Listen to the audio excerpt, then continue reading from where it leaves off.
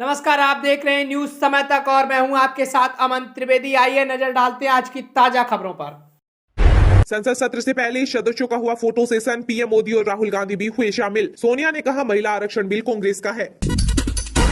नए संसद में पहले सत्र की पीएम मोदी ने दी सभी को शुभकामनाएं। कहा भारत नए संकल्प को लेकर बढ़ रहा है आगे। महिला आरक्षण विधेयक पर राहुल गांधी ने साल 2018 में पीएम मोदी को लिखा था पत्र, कांग्रेस ने दिलाई याद। खालिस्तानी आतंकी हरदीप सिंह निज्जर की हत्या के आरोप पर भारत ने कनाडा को लगाई लताड़। कहा बेतुका और राजनीति से प्रेरित है। पुरानी संसद को संविधान सदन कहा जाए, नई सदन की गरिमा कभी ना हो कम। पीएम नरेंद्र मोदी ने दिया बड़ा सुझाव। पुरानी संसद में स्वागत संबोधन में बोले लोकसभा स्पीकर ओम बिरला। कहा यह भवन आजादी का प्रतीक है। 75 साल में कई ऐतिहासिक पल आए। प्रधानमंत्री नरेंद्र मोदी ने कहा कि दुनिया आश्वस्त है, हम तीसरी सबसे बड़ी अर्थव्यवस्था बनेंगे। महिलाओं को अधिकार और शक्ति देने के लिए भगवान ने मुझे चुना है। नई संसद के पहले संबोधन में बोले पीएम मोदी।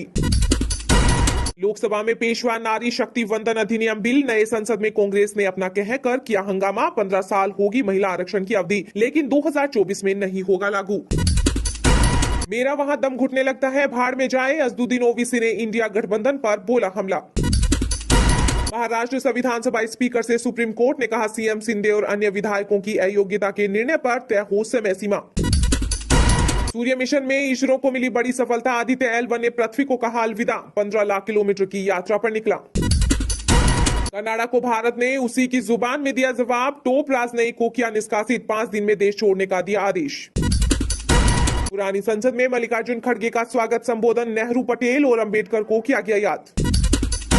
डीएम के सांसद टीआर बालू ने तमिलनाडु के मंत्री उदयनिधि स्टालिन को दी सतर्क रहने की सलाह। कहा पूरा देश डीएम के यूथ विंग के अध्यक्ष से डरा हुआ है, सोच रहा है कि वो आगे क्या करेंगे। कांग्रेस पार्टी के सदस्य रहे ज्योतिरादित्य सिंधिया को पास आते देख सोनिया गांधी खिसक गई। दी बगल में बैठने की जगह सेंट्रल हॉल से रोचक तस्वीरें आई सामने। 22% आदिवासी वोटरों पर बीजेपी की नजर। 5 अक्टूबर को पीएम मोदी फिर आएंगे मध्य प्रदेश। पुरानी संसद में स्वागत संबोधन में बोले पीयूष गोयल। कहा अमृत काल में विकसित भारत का आधार बनेंगे।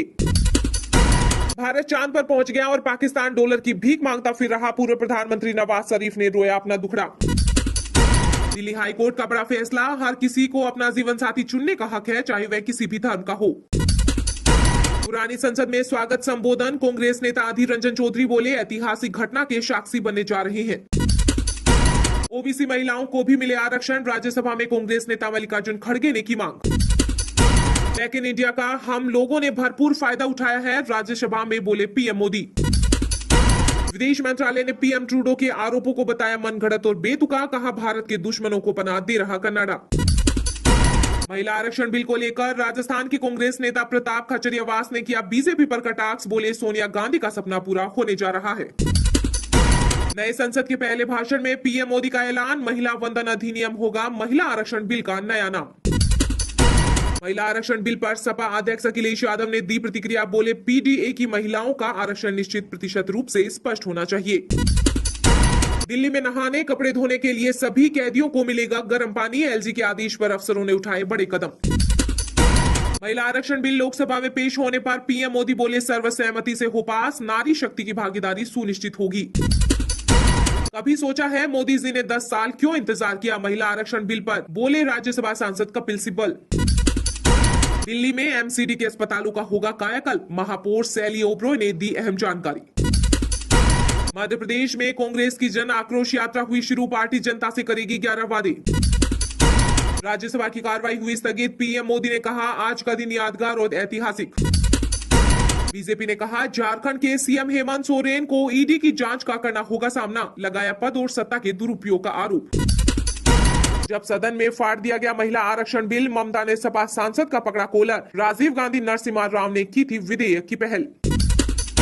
नारी शक्ति वंदन अधिनियम बिल पर असदुद्दीन ओवैसी ने साफ किया रुख। बोले महिला आरक्षण बिल के अंदर मुस्लिम और अन्य पिछड़ा वर्ग के लिए रहे कोटा। बिहार में बीजेपी के प्रदेश अध्यक्ष सम्राट चौधरी ने दी सीएम नीतीश को चुनौती। बोले 24 घंटे में इस्तीफा देकर चुनाव की करें घोषणा। बीजेपी तैयार। महाराष्ट्र की सांसद नवनीत राणा ने महिला आरक्षण बिल को लेकर कहा कि जब भी इतिहास में महिलाओं के अधिकार की बात होगी तब मोदी जी का नाम जरूर आएगा।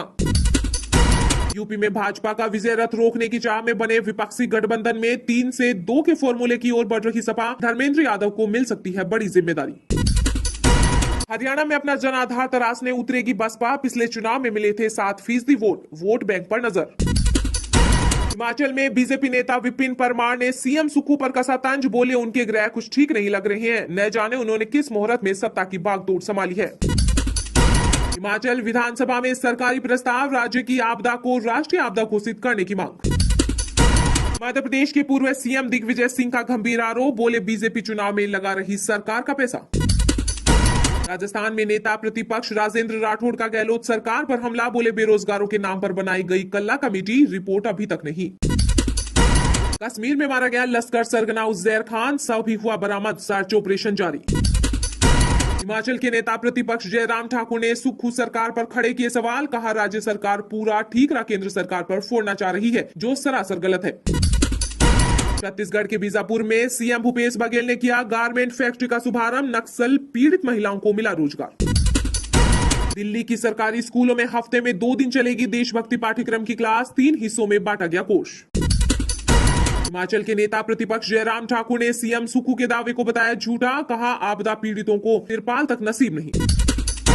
राजस्थान के सीएम अशोक गहलोत ने पूरा नहीं किया राहुल गांधी का वादा, कर्ज नहीं चुकाने पर किसानों की जमीन हुई कुर्क। पुरानी संसद को संविधान सदन कहा जाए, नई सदन की गरिमा कभी ना हो कम, पीएम नरेंद्र मोदी ने दिया बड़ा सुझाव। पुराने संसद भवन के सेंट्रल हॉल में आयोजित संयुक्त सत्र के विशेष कार्यक्रम में प्रधानमंत्री ने सांसदों को संबोधित करते हुए कहा कि आज नए संसद भवन में हम सब मिलकर नए भविष्य का श्री गणेश करने जा रहे हैं। आज हम यहाँ विकसित भारत का संकल्प दोहराने, संकल्पबद्ध होने और उसको परिपूर्ण करने के लिए जी जान से जुटने के इरादे से नए भवन की तरफ प्रस्थान कर रहे हैं। ये भवन और उसमें ये भी सेंट्रल हॉल हमारी भावनाओं से भरा हुआ है। ये हमें भावुक भी करता है और हमारे कर्तव्यों के लिए प्रेरित भी करता है। उन्होंने कहा कि 1952 के बाद दुनिया के करीब 41 राष्ट्र अध्यक्षों ने इस सेंट्रल हॉल में हमारी सभी माननीय सांसदों को संबोधित किया है। हमारे सभी राष्ट्रपति महोदयों के द्वारा 86 बार यहाँ संबोधन किया गया है। संसद में बीते वर्षों में ट्रांसजेंडर को न्याय देने वाले कानून का भी निर्णय किया गया। इसके माध्यम से हमने ट्रांसजेंडर को भी सद्भाव और सम्मान के साथ नौकरी, शिक्षा, स्वास्थ्य और बाकी सुविधाएं देने की दिशा में कदम उठाया है। पीएम नरेंद्र मोदी ने अपने संबोधन में आगे कहा कि हम हर क्षेत्र में आगे बढ़ रहे हैं।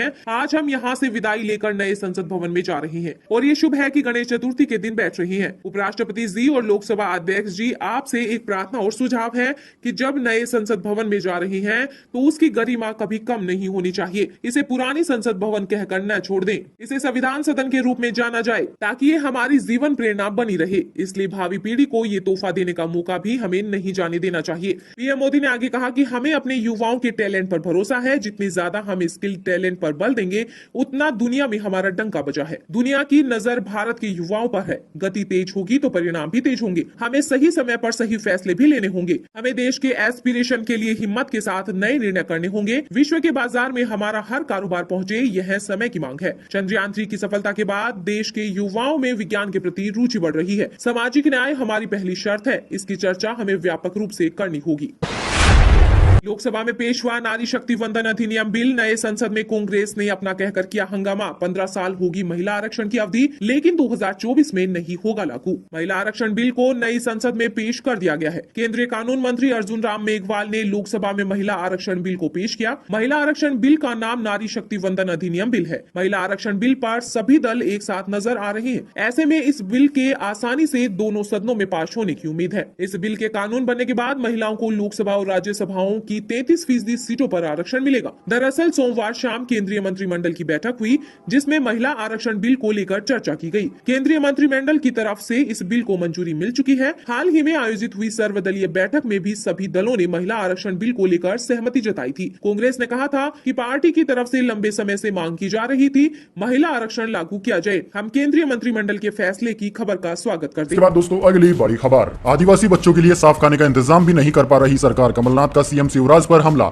जी हां दोस्तों, मध्य प्रदेश के जबलपुर शहर में सरकारी ट्राइबल हॉस्टल में 100 से ज्यादा बच्चों के बीमार होने के मामले में पीसीसी चीफ कमलनाथ ने सरकार को जमकर घेरा। कमलनाथ ने मुख्यमंत्री शिवराज सिंह चौहान से सवाल किया कि आदिवासी समाज के बच्चों के साफ सुथरे भोजन का प्रबंध भी आखिर उनकी सरकार क्यों नहीं कर पा रही है। इस मामले में प्रशासनिक लापरवाही की बात भी कही जा रही है। घटना के 24 घंटे बाद भी प्रशासन ने इस मामले में किसी पर जिम्मेदारी फिक्स नहीं की है, केवल दूसरी खाने का सैंपल लेकर जांच करने की बात कही जा रही है। इसके बाद दोस्तों अगली बड़ी खबर, हाईकोर्ट बोला सरकार सोशल मीडिया इस्तेमाल की उम्र तय करे, बच्चों को लत लग लग रही इंटरनेट से दिमाग को भ्रष्ट करने वाली चीजें भी हटाएं। जी हां दोस्तों, कर्नाटक हाईकोर्ट ने 19 सितंबर को कहा कि सरकार सोशल मीडिया पर इस्तेमाल करने के लिए उम्र तय करे। कोर्ट ने कहा कि सोशल मीडिया का इस्तेमाल करना अच्छी बात है, लेकिन आजकल स्कूल जाने वाले बच्चे इसके आदी हो रहे हैं। ऐसे में सोशल मीडिया इस्तेमाल करने की उम्र तय होना वरदान साबित होगी। कोर्ट ने कहा कि 17 या 18 साल की उम्र के युवा सोशल मीडिया पर खूब इस्तेमाल करते हैं, लेकिन क्या उनमें देश के हित अहित पर फैसला लेने की मैच्योरिटी है? न केवल सोशल मीडिया से बल्कि इंटरनेट से ऐसी चीजें हटाई जानी चाहिए जो दिमाग को भ्रष्ट करती है। सरकार को इस बारे में विचार करना चाहिए। इसके बाद दोस्तों अगली बड़ी खबर, 2024 का लोकसभा चुनाव लड़ेंगे प्रशांत किशोर, किया बड़ा ऐलान, बताया